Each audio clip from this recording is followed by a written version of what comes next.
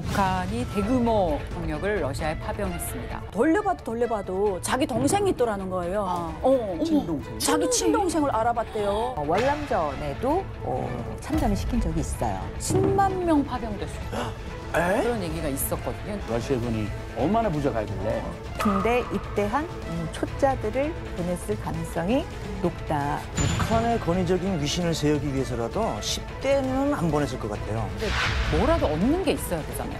연간 3,300억 원 이상이 북한에 흘러 들어간다. 이 북한 주민들은 이런 사실을 알까요? 북한의 실상을 마주봅니다. 페이스북. 최근 북한이 대규모 병력을 러시아에 파병했습니다. 국제사회에 관심이 쏠리고 있습니다. 자, 그래서 오늘 이분들과 함께 북한의 파병 논란에 대해서 알아볼 텐데요. 북한 이탈 주민 이철은 안혜경 씨입니다. 어서 오십시오. 네, 안녕하세요. 저는 과거 북한 보위부 장교로 복무하다가 2016년 서해 해상으로 탈북한 이철은입니다. 반갑습니다. 네, 저는 북한군 2군단 32 경보여단에서 간호사관으로 8년 4개월 군복무하고 2006년도에 탈북한 안혜경입니다. 이 겉으로는 아주 선한 인상만 가득한데 네. 제가 듣기로는 혜경 씨 속한 부대가 네. 자살 특공대였어요? 네, 맞습니다. 제가 대한민국에 와서 그 조사를 받으면서 처음으로 공개했던 게 저희는 핵배낭 부대다, 자살 특공대다 그랬더니 국정원 선생님들이 아니 북한이 무슨 핵 소형화도 안 했는데 뭔 소리냐고 그래가지고 맞습니다. 그런데 그 이듬해 북한이 열병식 때 진짜로 이게 핵배낭 딱 해가지고 차로 해가지고 애들을 딱 공개했단 말이에요. 그래서 봐, 내 말 맞잖아. 네, 그래서 제가 이번에 그 러시아 파병 북한 군인들을 보면서 정말로 제가 또 그런 부대에 있었기 때문에 정말로 많은 얘기를 할 것 같습니다. 와. 기대됩니다. 예. 처음 만나요, 이런 분을. 그렇죠. 예. 북한과 러시아의 복잡한 속내를 풀어주실 이호령 박사님입니다. 어서 오세요, 박사님. 네, 안녕하세요. 오늘 그냥 북한의 러시아 파병 이슈와 관련돼서 많은 얘기가 나올 것 같은데요. 이 이슈에 대해서 여러분들과 함께 하나하나 잘 살펴보도록 하겠습니다.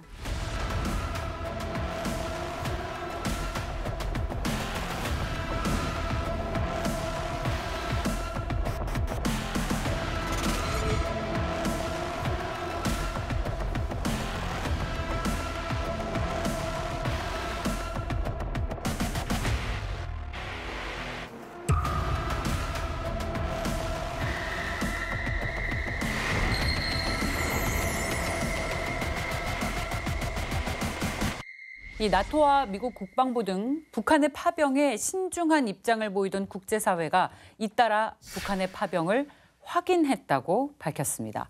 북한이 지상군을 대규모로 파병한 건 이번이 처음입니다. 북한에 있을 때 내가 진짜 파병을 갈 수도 있겠다 이런 생각을 실제로 구체적으로 해본 적이 있는지. 전혀 한 번도 생각해 본 적은 없습니다. 왜죠?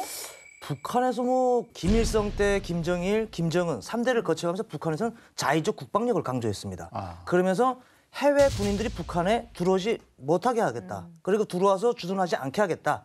그러니 결국은 북한도 역시 해외로 북한 군인들을 파병을 하지 보내겠다. 않겠다라는 의미로 받아들였기 때문에 안 주고 안 받기. 그러게요. 그래서 무슨 파병이라는 생각을 전혀 해본 적이 없는데 갑자기 파병 나서 저도 깜짝 놀랐습니다. 그럼에도 불구하고 고문단은 파견을 했었죠. 북한이 아프리카 지역이라든지 중동 지역이라든지 해서 수백 명 규모의 고문단 파견한 적이 있었고요. 월남전에도 참전을 시킨 적이 있어요. 월남전에. 네네. 그래서 전체적인 대규모의 그런 파병을 보낸 적은 없었지만 수백 명, 수십 명 정도는 계속해 왔다라는 점은 말씀드릴 수 있죠. 그렇군요. 저희는 그러니까 이게 경보여단이기 때문에 군사 거문단 파견에 대한 얘기는 들었었어요. 근데 그것이 정말 장령급에서 기술 고문으로 들어간다고 했지 이렇게 이번처럼 병사들을 해외 파병해본 적은 단 한 번도 없었기 때문에 그래서 일반 보병이 해외로 파병된다? 전혀 생각지도 못했던 부분.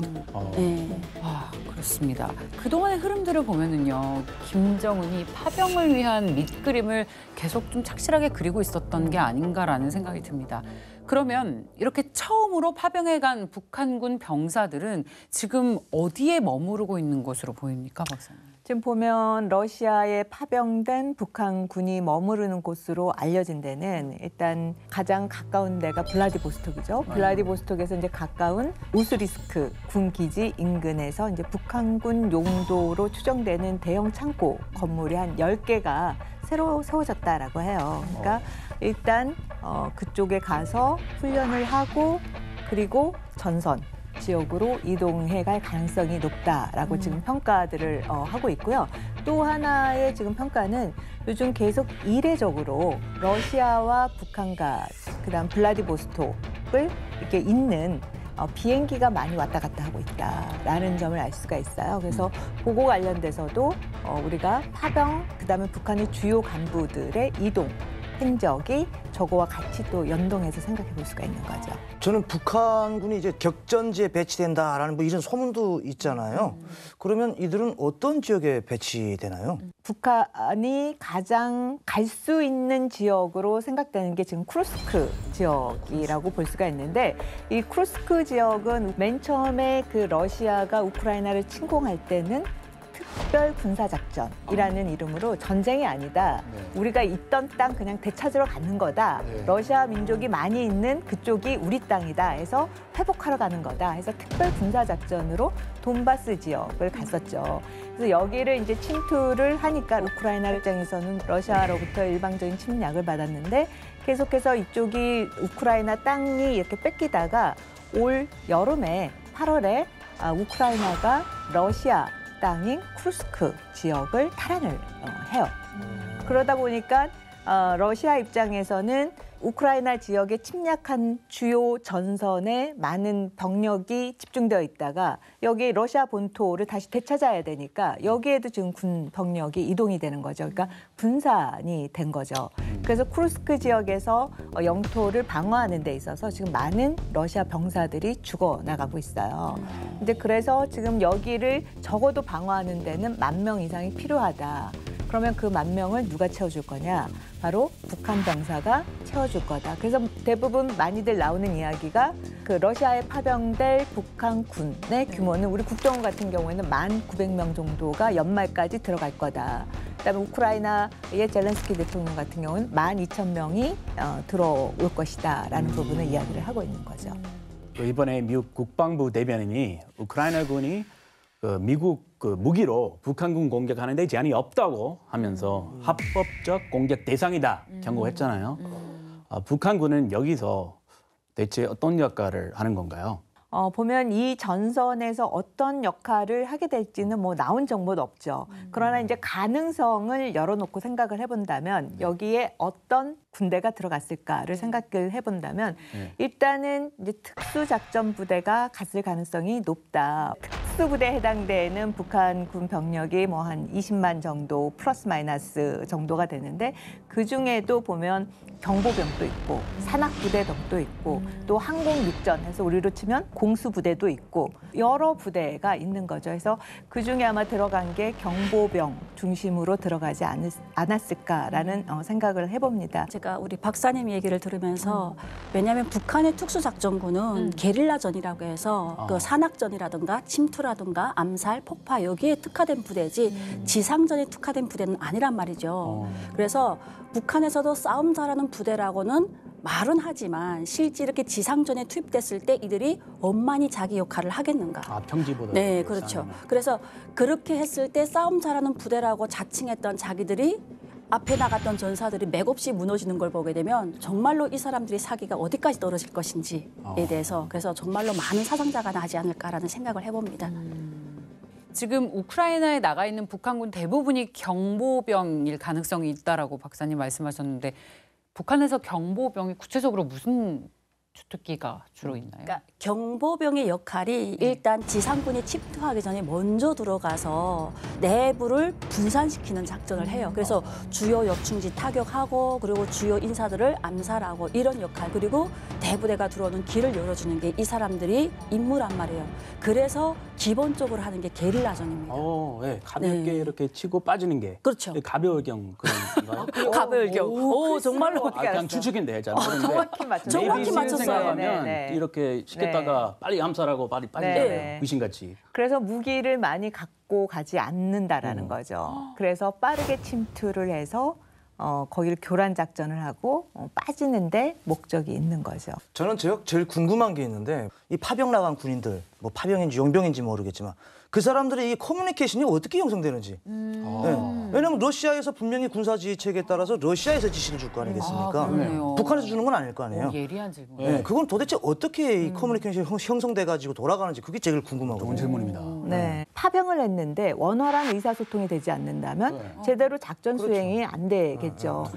그래서 지금 보면 통역이 필요한데 그 통역에 해당되는 인원도 많이 그 지원이 안 되는 거죠. 그래서 지금 뭐 나오는 방송 보면은 외교부 외무성 직원들이 가서 지금 도와주고 있다라고 이야기가 나올 만큼 지금 현재 장병 뭐 30명당 1명의 통역관을 이제 배치를 한다라고 하는데 이런 상태로 작전이 제대로 될 것인가에 대한 부분이 여전히 이제 퀘스천으로 남는다라고 볼 수가 있는 거죠. 그리고 또 러시아 군들이 지금 이 북한 군 파병에 대해서 또 언어도 소통도 제대로 되지 않고 나중에 뭐 작전을 하는 데 있어서 정말 말이 안 통하는 거잖아요. 말귀를 못 알아먹으면 결국엔 감정 싸움으로도 이루어질 수가 있는 거죠. 그래서 지금 또 보면 조롱하는 말들이 나와요. 뭐 중국 군이나 다름없다라는 등 K대대라든지 네, 이런 식의 좀 조롱 섞인 말들이 나오고 있습니다. Китай, блядь. Да. И типа он стоит, шары вылупил, охуел, блядь. Приехал. Я, блядь, он стоит, пиздит с этим. По поводу, ебать, батальона К. К рассказывал, я говорю, а кто получает? Говорю, на них оружие, блядь. Мы, говорю, получили, нахуй, пайки, говорю. 이번에 우크라이나에 파병된 군인들이 어떤 군인들인지 아마 우리 시청자분들도 가장 궁금해하실 거예요. 최근 미국 일간 월스트리트 저널 러시아 전선에 집결하고 있는 북한 군인들이 가장 훌륭하고 뛰어난 군인들은 아닐 수도 있다 이런 말이 나오고 있는데 실제 사진이나 자료 보면 체형이나 체격이 좀 거의 다 똑같이 좀 왜소하고 좀 날씬하고 그래서 어떻게 생각하세요, 다들? 저는 이제 북한에 살던 경험을 말씀드리면은 북한의 권위적인 위신을 세우기 위해서라도 평균 그냥 한 상급병사 이상 군복무 3년 이상인 사람들. 그러니까 북한은 17살에 군대를 나가잖아요. 그러면 20살이 되면은 어느 정도 군대 짬밥이라는 게 이제 몸에 배어 있어요. 3년이면은. 네. 그때 전투력이 제일 상승할 때예요. 3년이면. 북한은 짬밥이란 표현. 그렇죠. 제일 이제 군인으로서의 자기 능력을 발휘할 수 있는 기간이 20살부터 한 23살이거든요. 그래서 제가 보기에는 그래도 나라를 대표해서 러시아에 나갔는데 총알바지로 나간다고 하지만 10대를 내보낸 것 같진 않아요. 근데 우리가 봤을 때 외형적으로 되게 채소하잖아요. 북한 사람들 자체가 평균 기준이 낮기 때문에 최소해 보는 거예요. 저도 같다고 생각하는 게 뭐냐면 북한을 일단 대표해서 나가잖아요. 예, 그리고 북한을 대표하고 김정은이가 자기 이름으로 내보내는 부대인데 그렇게 힘없고 맥없고 아주 군사적으로 열악한 애들을 내보내지는 않았을 것 같아요. 왜냐하면 그 사람들을 가지고 북한군을 평가할 수 있기 때문에. 그렇죠. 그래서 또 우리가 최종의 부대하면 또 북한군 11폭풍 군단을 빼놓을 수가 없단 말이에요. 2022년 국방부가 발행한 국방백서에서 대표적인 북한의 특수부대로 꼽은 게 바로 이 11군단, 폭풍군단입니다. 이 부대가 어떤 부대인지 북클립에서 만나보겠습니다. 러시아를 돕기 위해 대규모 파병을 결정한 북한. 북한 최정예 특수부대 폭풍군단이 파병부대로 추측되면서 정체에 대한 궁금증이 커졌습니다. 따로 행군하거나 담배 피우고 이렇게 하는 사람들 보면 저는 전투원들이라고 확신을 하거든요. 왜냐하면 이미 뭐 골반이라든가 이런 게 훈련으로 인해서 기형이 생겼다거나 뭐 골반이 많이 탈골되고 손가락 탈골시키고 막 이런 훈련을 너무 많이 했기 때문에 손이라든가 걸어가는 모습이라든가 움직이는 모든 스타일들이 쟤들은 폭풍군단 전투원들이 맞다 이렇게 생각이 되는 겁니다. 폭풍군단은 본래 북한의 육군인 11군단을 부르는 별칭으로 유격전 역량을 강화하기 위해서 만든 특수작전군 소속의 군단입니다. 네, 폭풍군단은 한국으로 말하면 특전사라고 보시면 되고 전쟁이 일어나기 전 제일 먼저 적 후방 들어와서 적 중심을 교란시키는 부대라고 보시면 돼요. 이들은 다른 보병부대보다 강도 높은 훈련과 사상교육을 받는 것으로 알려졌는데요. 특히 충성도가 높은 군인으로 구성돼 있어서 김정은도 애정을 갖고 시찰하는 모습이 포착됐습니다. 자랑, 긍지, 영예 이런 게 특수부대다 이렇게 엄청 강하고 그럼으로 인해서 우린 장군님의 제1호 부대다 이렇게 생각하기 때문에 김정일도 그랬고 김정은도 그랬고 이 부대 하나로 조국 통일하겠습니다 이렇게 얘기할 정도니까 얘네는 그 자부심, 그런 영예, 그런 충성심이 장난 아닌 거죠. 폭풍군단은 육상, 해상, 공중의 적진 침투와 교란이 주특기로 대남 작전을 포함해 다양한 임무를 수행하는 것으로 추측됩니다. 2013년 3월 22일 북한이 공개한 3.1 전쟁 시나리오에도 등장하는데요. 인민군 최정예 병력으로 알려진 폭풍군단은 서울을 비롯한 남측 도시들에 진입해서 주요 거점을 점령하고 남에 체류하는 미국인 15만 명을 포로로 붙잡을 것이다.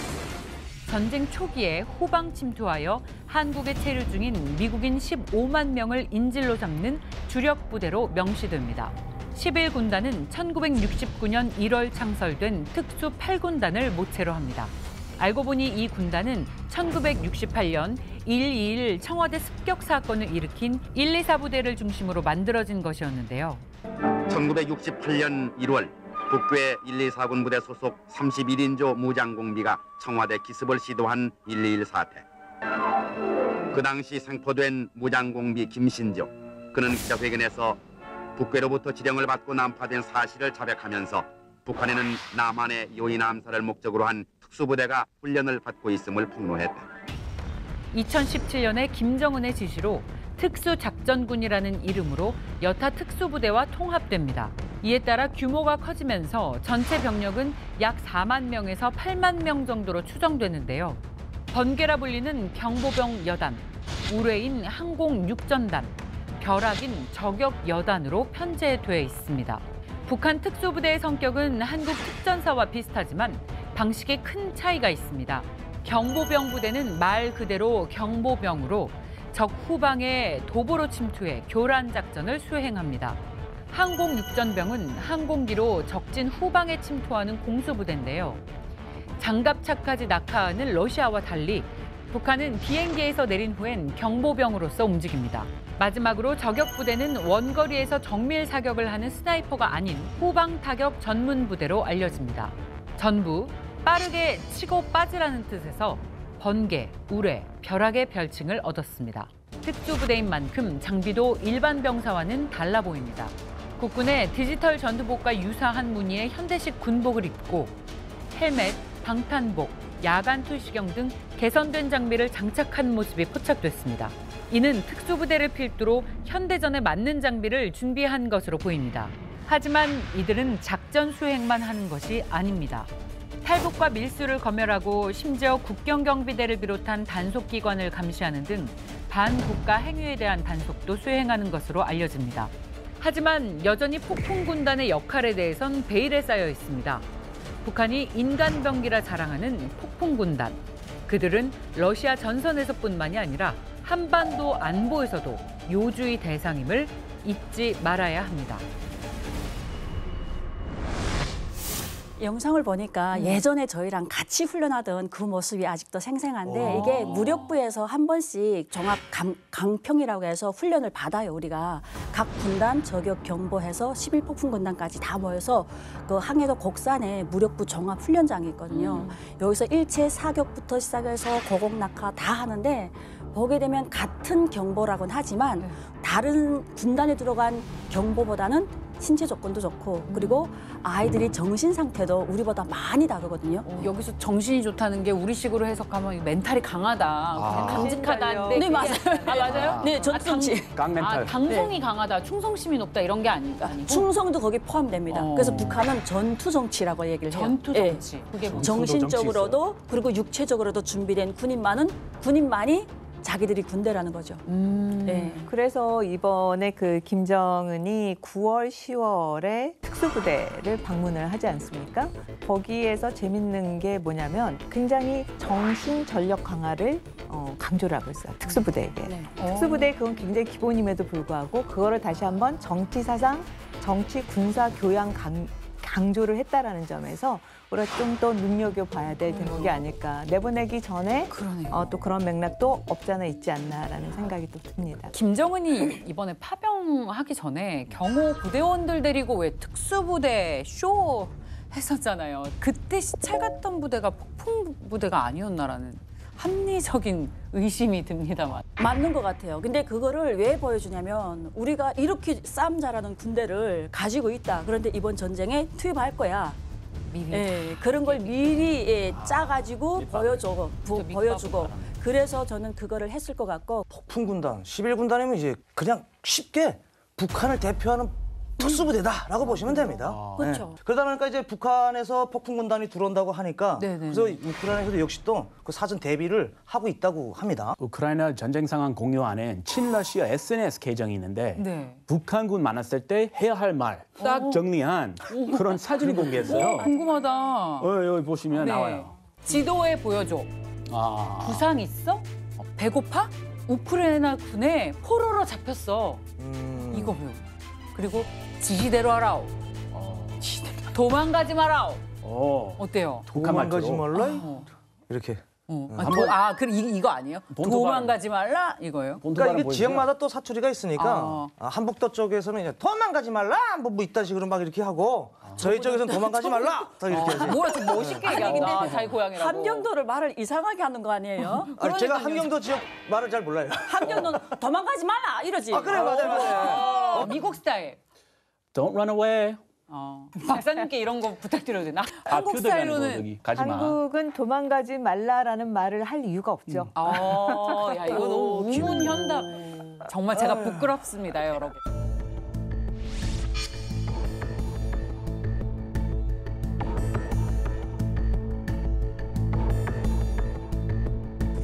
Мутифорю, Монтаджак, Чушим. Мутифорю, Монтаджак, Чушим. 제가 봤을 때는 적군을 생포했을 때 해야 할 말들만 요점을 그래도 잘 정리해 놓은 것 같은데 네네. 박사님 보시기에 어떠세요? 그렇죠. 꼭 필요한 말들을 잘 정리를 했다라고 보여져요. 아무리 훈련이 잘 됐다라고 할지라도 그런 전선 지역에서의 동료들이 그렇게 죽어나가고 피를 보고 이러면은 굉장히 불안하죠. 그런 상황이었을 때 저런 한국어 표기가 북한 그 병사들에게 주는 함의는 굉장히 크다라고 보여져요. 그때 자기가 그 상황을 어떻게 대처할 것인가에 대해서 굉장히 빠른 판단을 할 수 있는 어떻게 보면 기준점도 될 수 있지 않을까. 그런 측면에서 우크라이나에서 또 저런 걸 또 준비를 하지 않았나라는 생각이 듭니다. 근데 사실 이 북한이 러시아의 파병을 확인하기까지는 기다 아니다 여러 논란이 많았습니다. 북한군이 러시아에 파병됐다는 이 여론이 커진 게 언제죠? 젤란스키 우크라이나 대통령이 지난 10월 16일에 의회 출석해서 우크라이나 정보기관에 따르면 북한에서 러시아로 인력 이동도 이루어지고 있는데 그 인력이 병사다라는 거를 이야기를 한 거죠. 그러면서 곧 쿠르스크 지역, 전선 지역에 투입될 가능성이 높다라고 이야기를 했는데 그리고 나서 이제 우리 국정원에서 러시아 군에 1차적으로 1,500명이 러시아 지역으로 이동을 했다라는 거를 밝혔고 그 뒤에 미국, 일본, 나토가 순차적으로 러시아 지역에 북한군이 들어갔다라는 거를 다들 밝혔습니다. 요새 뉴스만 틀면 이 파병의 증거들이 계속 나오잖아요. 그야말로 업데이트가 되고 있습니다.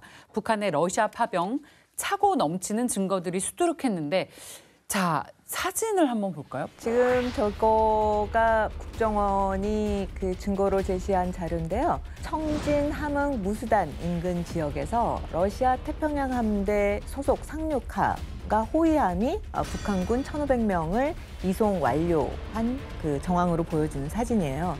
공교롭게도 1990년 이후 러시아의 그런 호위함이 북한 지역에 들어온 게 이것도 처음이에요. 이처럼 굉장히 러시아의 다급함을 볼 수가 있는 대목이라고 볼 수가 있는 거죠. 그러네요. 자, 그리고 국정원에서 사진을 또 공개했습니다. 이건 뭔가요? 네, 첫 번째 사진은 우스리스크 소재 군사시설에 북한군이 한 400여 명 정도 운집한 걸로 보여지는 사진인 것 같고요. 두 번째 사진은 그 하바롭스크 소재 군사시설에 북한군 한 240여 명이 운집한 사진으로 보여집니다. 그러면 영상도 좀 보여드리겠습니다. 증거들이 차고 넘친다고 말씀을 드렸는데 이 영상을 보면서 얘기를 나눠볼게요.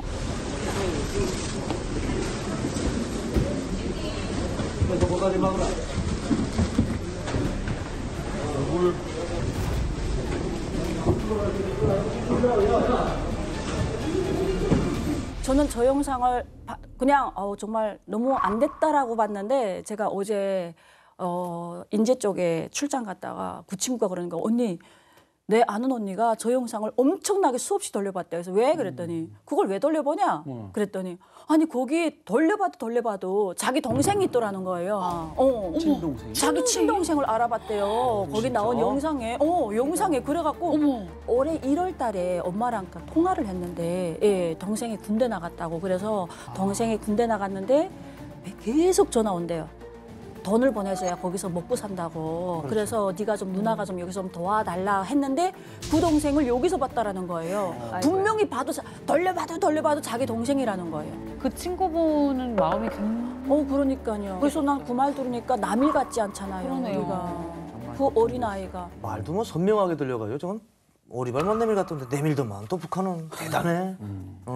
북한 말이 선명하게. 북한 말 전 딱 들으니까 뭐라고? 야 이쪽으로 가지 말라, 뭐 이쪽으로 오라 하면서 이렇게 지시 주는 거예요.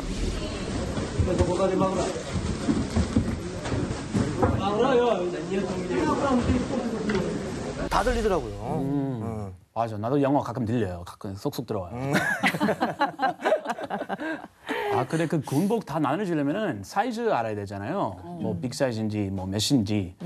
통역이 붙어서 일일이 다 물어볼까요? 군복 지급 당시 또 나온 영상을 보면은 북한군에게 지급되는 설문지가 공개가 됐어요. 그 설문지 보면 한글로 뭐 모자 크기라든지 군복 치수라든지 구두 문서라든지 뭐 이런 거를 전부 다 작성해 주세요라는 글과 함께 러시아어로 또 안내가 적혀져 있어요. 그래서 북한식, 러시아식 사이즈가 동시에 적혀져 있고 또 공로안에 표시에 제출을 하면 이제 러시아 군복이 제공되는 것 같아요. 근데 이번에 구체적으로 정체가 드러난 인물이 나왔습니다. 박사님 누군가요? 지금 보면은 국정원이 북한의 파병을 했다라는 명확하게 그 제시한 인물이 있는데 인공지능 AI 기술을 통해서 이제 정확도가 90% 이상이다라고 나온 인물이 있어요. 보면 작년 8월 김정은이 전술 미사일 생산 공장 방문을 수행한 북한군 미사일 기술자로 파악이 돼요.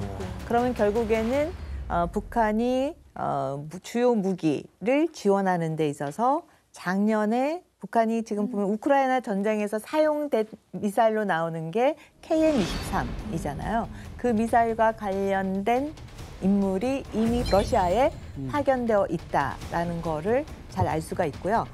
지금 우리가 주목해야 되는 인물 중에 하나가 바로 부총참모장인 김영복이 지금 러시아에 갔다라는 거죠. 지금 러시아에 파병 중인 이 김영복은 정예 특수부대 폭풍군단장을 했었고 또 특수작전군 사령관을 연달아 지낸 인물이에요. 보통 북한의 대표적인 야정군의 이제 실력자라고 볼 수가 있고 또 지난 2017년 4월 김일성 생일인 태양절 105주년 기념 열병식을 계기로 기존 11군단을 확대 개편을 했어요. 각 군단에 있는 이제 특수 임무를 수행하는 특수부대를 다 합해서 특수작전 군종을 이제 새로 창설을 했는데 이때 첫 사령관이 또 김영복인 만큼 굉장히 김정은한테 신뢰받는 인물이라고 볼 수가 있겠죠.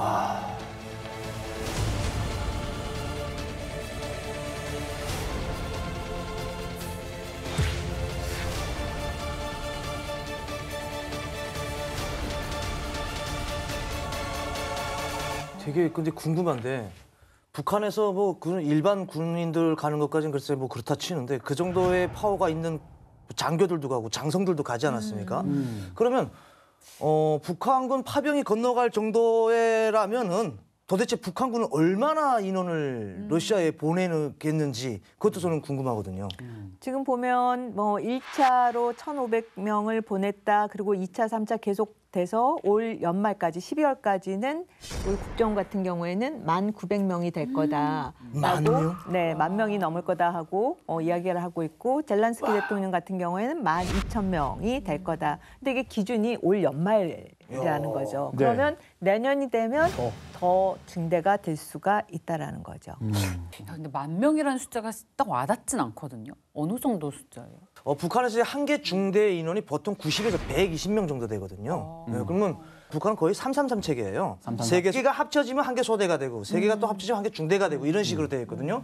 그래서 12,000에서 15,000명이 간다면 거의 한 개 사단급입니다. 한 사단이죠. 네. 한 개 사단급이에요. 사단이 움직인 한 개 사단까지 파병할 정도면 어마어마한 숫자거든요. 그래요. 네. 10,000명 넘으니까. 그렇죠. 한 사단당.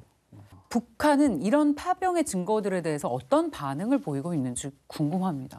맨 처음에는 반응을 안 했죠. 네. 그런데 이제 점차적으로 미국이랑 뭐 일본이랑 점점 그거를 인정하는 쪽으로 가니까 이제 반응을 보이기 시작했는데 이제 김정규 북한 외무성 러시아 담당 부상이 최근 국제 보도계가 열어나가고 있는 북한에 대해 러시아 파병설에 유의했다. 그런 일이 있다면 그거는 국제법적 규범에 부합되는 행동일 것이라고 생각한다. 그러니까 굉장히 당연하다.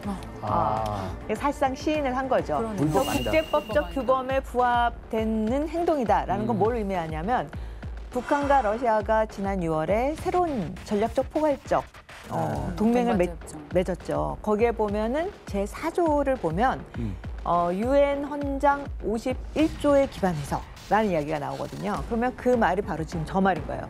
국제법적 규범에 부합되는 행동일 것이다. 왜냐하면 동맹 국가가 침략을 받았어요. 그러면 거기에 내가 동맹 조약을 맺었어. 그래서 이번 신조약 4조에 해당되는 것이 침략을 받았을 경우 내가 병력과 모든 자원을 다 동원을 해서 도와줄 것이다. 네. 라는 이야기가 나오거든요. 그래서 바로 지금 그러한 부분을 반복한 거라고 볼 수가 있겠죠. 침략 당한 게 우크라이나인데. 그러니까요. 거꾸로 해석을 하는 거죠. 거꾸로. 말도 안 되는 해석이네요. 그럼 러시아의 반응은 어때요? 러시아도 초기엔 굉장히 조용했어요. 조용하다가 이제 아까 북한이 외무상이 그렇게 발언을 한 거랑 비슷한 톤으로 이야기를 해요. 우리가 무엇을 할지는 우리가 알아서 할 일이다.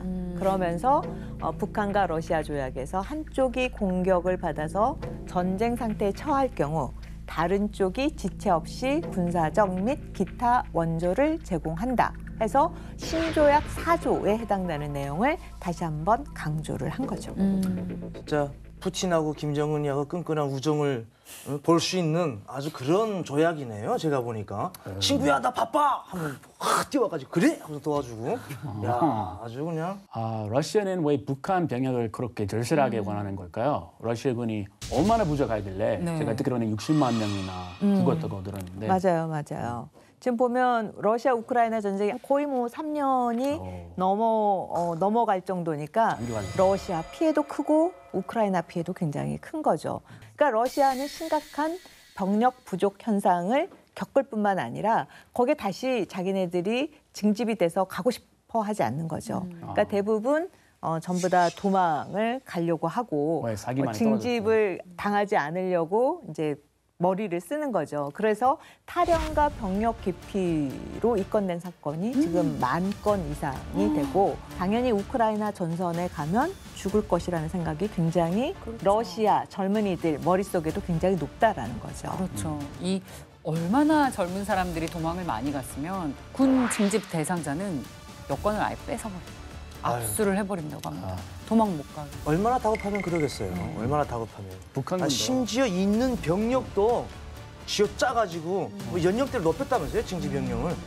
맞아요. 지금 러시아 하원 국방위원회에서는 지금 보면 징집 연령대가 18세부터 27세인데 2026년까지 단계적으로 21세부터 30세까지 연령을 높이는 방안의 개정안을 지금 승인을 했어요. 이렇게 부족한 병력을 또 어떤 방식으로 충원하고 있어요? 지금 보면 맨 처음에는 러시아가 바그너라는 용병을 사용을 했다가 실패를 한 거죠.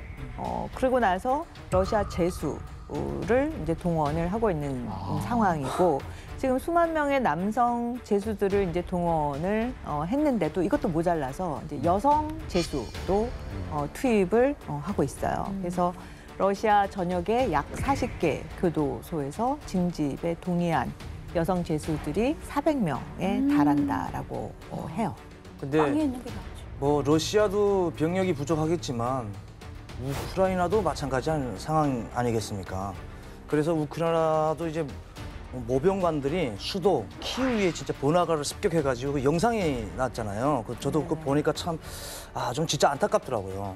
번화가에서 뭐 군대 나가면 막 끌고 가고 하는 걸 보니까 전쟁이 가져다 참혹한 현실인 것 같아요. 네. 맞아요. 지금 말씀하신 것처럼 전쟁이 장기화가 되니까 병력이 모자랄 수밖에 없는 거예요. 그죠? 그러다 보니까 우크라이나 역시 징집 연령대를 27살에서 25살로 낮추는 내용의 그 법률을 통과를 시켰고요. 또 대학 재학생이면은 징집에서 빼줬었는데 이 제도도 폐지를 시켰고 러시아를 따라서 자녀형기가 3년 미만인 수감자들도 병력으로 동원하기 시작했습니다. 그럼 북한은 몇 살에 입대해요? 네, 북한은 고등학교를 졸업하면서 17살부터 무조건 100% 군대 입대를 해요. 예, 그래서 그 사이에 뭐 대학을 간다, 고등학교를 졸업해서 그 대학에 갔다가도 군복무를 다시 해야 되거든요, 졸업해가지고. 근데 북한은 사실상 그 17살부터 25살, 27살까지 그 병력만 버는 게 아니라 우리가 상비적으로 북한 병력하게 되면 128만 이렇게 보잖아요. 근데 사실 북한 주민들은 128만이를 버는 게 아니라 우리는 1000만이란 말 많이 했죠. 그냥 다. 14살부터 65세까지 유사시에는 군인이 되는 거예요. 14살부터. 네, 그래서 14살 때부터 기초 군사 과목에 대해서 고등학교 때 다 가르쳐요. 무기, 분해, 결합 이거를 다 가르치고 뭐 대한민국의 민방위와 같은 북한이 노동조기대가 1년에 보름씩 군사 훈련할 정도로. 그래서 어린 나이에부터 아이들이 군사 교육을 받고 있어요, 전문적으로. 남녀 다. 남녀 다 100%입니다. 저 어린 청년들이 전쟁의 희생양이 돼버린 거잖아요. 그것도 남의 나라에서, 남의 나라 격전지에서 싸우고 있습니다. 북한군 상황이 열악할 것 같습니다. 네, 우크라이나 매체들이 북한 장병 18명이 탈영 이틀 만에 이탈 지점에서 60km 떨어진 곳에서 이제 건거됐다라는 그런 보도도 나오고 있고 이탈 전에 식량을 충분히 배급받지 못해서 숲속에서 또 며칠간 방치가 됐다라는 그런 이야기도 나와요. 제대로 이제 대우를 못 받고 있다라는 증거인 거죠. 그러다 보니까 우크라이나에서 그 북한군을 향한 어떻게 보면 방송들이 나오지 않았습니까? 일찍 투항을 하면 여기에는 따뜻한 잠자리와 고기와 밥이 있다라는 걸 영상으로 이렇게 보여줄 만큼 저런 상황이 지금 실제 진행되고 있다라고도 봐야겠죠. 그리고 저는 이제 러시아 군인들이 이제 북한 군인들에게 욕설하는 영상이 공개됐잖아요. 뭐 중국인이라고 하면서 욕하는 그런 뭐 영상들이 공개됐는데 저 그거 보면서 조금 비참하다라는 생각이 들더라고요. 뭐 물론 제가 전쟁에 참여한 북한군을 뭐 싸고 도는 건 아니지만 그 군인들은 뭘 모르고 목적 없이 그냥 간 거잖아요. 근데 그런 사람들에게 러시아 군인이라는 그런 사람들이 그 이야기하는 걸 들어보니까 조금 비참하다, 처참하다 하는 생각이 좀 들더라고요. 너무나도 그러니까 이게 정훈이 잘못 만나서 주인 잘못 만나가지고 이렇게 나가서도 파병 나갔지만 이렇게 제대로 된 군인 대접을 못 받는. 푸대접 받고 있네요. 북한군이 여기저기서 욕먹고 있어요. 동네 북도 아니고. 근데 뭐라도 얻는 게 있어야 되잖아요. 용병처럼 돈을 받는 건가요? 첫 번째는 김정은 통치자금을 가장 손쉽게 확보할 수 있는 게 지금 보면은 파병 숫자 대비 자기가 얼마만큼 받을 것인가에 대한 계산이 머리에 들어가 있다라는 거죠. 그 김정은의 머릿속에는 지금 군인 한 명당 얼마를 받을 수 있다. 이 계산이 있는 거잖아요. 그러니까 군인을 군인으로 보지 않고 사실상 돈으로 보고 있는 건데 도대체 한 명당 얼마의 값어치를 쳐줘서 북한이 이걸 돌려받게 될까요?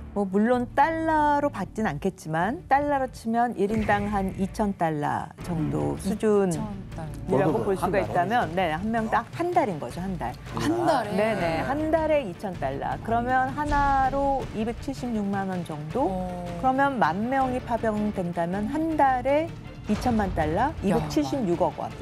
그런데 전쟁이 길어진다면 연간 3,300억 원 이상이 북한에 흘러 들어간다라는 걸 의미를 해요. 근데 만약 전쟁이 길어진다면 이 금액은 엄청나게 늘어나겠죠? 천문학적인 숫자. 네. 그럼 그 돈 갖고 내 핵 미사일 얼마나 또 개발할까 이런 네. 미친 생각 할 거 아니에요.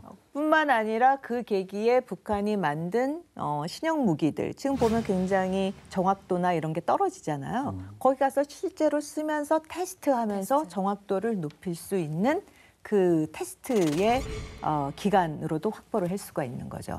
그렇기 때문에 북한이 파병으로 갖고 올 수 있는 여러 가지 안보적인 우리한테 직접적으로는 유해한 것들이 굉장히 많다라는 거죠. 그다음에 두 번째로는 결국에는 저렇게 러시아가 원하는 만큼의 무기도 지원을 해주고 병사도 지원해주고 그러면 김정은이 푸틴한테 뭘 요구를 할 수 있을까? 김정은은 선대와 틀리게 핵과 미사일 능력 고도화와 관련돼서 내가 이렇게 군사력을 최강의 군사력을 만들었다라는 부분으로 체제를 유지를 하고자 하기 때문에 이거와 관련된 국방 기술을 얻고자 하는데 가장 큰 목적이 있다라고 봐야 되는 거죠.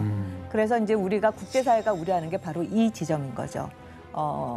러시아는 과연 북한에게 그 보상으로 어느 정도의 첨단 기술을 이전을 해줄 것인가. 과연 그 모자란 핵 기술까지. 그렇죠. 네. 그래서 그런 부분은 우리가 굉장히 우려를 하고 있는 거죠. 북한에서는 이제 산지가 많잖아요. 북한의 땅 자체가 80%가 산으로 되어 있거든요. 평지 전투 경험이 북한은 진짜 없죠. 훈련 자체도 산에서 뭐 돌기가 앞으로 하면서 하는데 그래서 좀 많은 사상자가 나올 것 같아요. 북한군 한 명 빼고 사망했다고 보도하기도 했어요. 맞아요. 그 보도 나왔죠. 이거 진짜일까요? 글쎄요. 진위가 어떻게 되는지는 잘 모르겠어요. 그럼에도 불구하고 앞으로 향후 이렇게 많은 북한군이 투입이 됐을 때 지금 또 북한군이 그 전선 지역에 얼마만큼 배치됐는지 모름에도 불구하고 이런 사상자와 관련된 소식이 나온다라는 것은 이후 많은 북한군이 쿠르스크 지역에 파병이 돼서 거기에서 전선 지역에 가서 전투를 하게 된다면 엄청난 많은 숫자의 보다 정확한 규모가 나오지 않을까라는 생각이 들어요. 그런 것이 북한 내부에 어떤 영향을 미치고 또 그런 것이 북한의 그 러시아 지역에서 전투 지역에 투입되기 직전에 북한 훈련을 받고 있는 군들에게는 또 어떤 영향을 미칠 건지 또 우리가 좀 주목해봐야 될 대목이 아닐까라는 생각이 듭니다. 네, 실제로 뭐 북한군도 자기들이 특전사라고는 하지만 실제 이제 전투에 배치해보게 되면 많은 사상자가 나오게 되면 엄청난 북한군 탈영병도 나올 것 같은데 이런 부분을 어떻게 봐야 될까요, 또 우리가? 지금 그래서 우크라이나와 우리와의 그 정보 협력이 굉장히 중요한 것 같아요. 지금 실제 거기에 전장 상황에서 어떤 일이 벌어지고 있는지 그리고 특히 만약 처음부터 투항을 한다라든지 그다음에 포로로 잡혔는데 이 포로자들이 나는 한국행으로 가고 싶다라고 했을 때 그러면 그때 문제를 신속하게 또 어떻게 처리를 할 것인지에 대한 이런 부분을 생각을 해본다면 지금부터 그런 우크라이나 쪽과 정보 협조라든지 또 향후 그런 문제가 발생했을 때 어떻게 신속하게 우리가 또 처리를 할 것인지에 대한 이런 문제를 지금부터 종합적으로 대책을 잘 마련을 해야 되지 않을까라는 생각이 듭니다. 아니, 박사님. 북한군은 러시아에 파병을 하지 않았습니까? 그런데 우리나라는 우크라이나에 파병을 할까요? 그럴 가능성은 저는 거의 없다라고 보여져요. 이제 대통령의 그 발언이 앞으로 북한이랑 러시아가 어떻게 하느냐에 따라서 우리의 그 테이블에 모든 옵션이 올라와 있다. 거기에서 이제 맨 마지막 부분이 무기 지원 정도가 될 텐데 파병은 완전히 다른 이야기인 거죠. 그건 어떻게 보면은 세계 대전이 될 수 있는 확전에 참여한다라는 거로서 그 가능성은 저는 0%라고 보여집니다. 그렇습니다. 저희가 계속 얘기했지만 북한군이 파병을 함으로 해서 사실상 러시아가 이 전쟁의 판을 더 키운 거나 마찬가지가 됐어요. 러시아와 우크라이나 전쟁의 이른바 확전 가능성이 커졌는데 그래서 사실 세계 안보가 위협받고 있다라는 말도 많이 나오고 우리 국민들도 사실 불안해하고 있거든요. 자, 이 북한군 러시아 파병이 우리 한반도에 미친 영향은 무엇인지 여기에 대한 우리의 대응 방안은 무엇인지 여러분 확인이 안 된 소식들로 인해서 그냥 무조건 두려워하거나 공포에 떨고 있을 게 아니라 저희처럼 이렇게 공신력 있는 기관 그리고 많이 공부를 하신 우리 박사님 같은 분들의 얘기를 통해서 정확한 정보와 또 지식을 쌓아 가셨으면 좋겠습니다. 박사님, 우리가 어떻게 대응하면 좋을까요?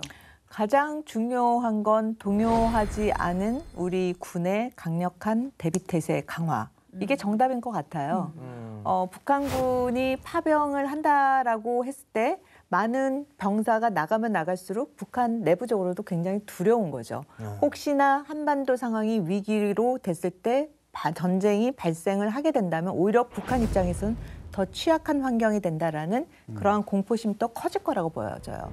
그런 측면에서 오히려 더 외부적으로는 제1의 적대국이다 하면서 적대적인 태도나 어떻게 보면 정책을 보다 더 공세적으로 할 가능성이 크고 그건 우리는 그거를 또 잘못 읽으면 안 되겠죠.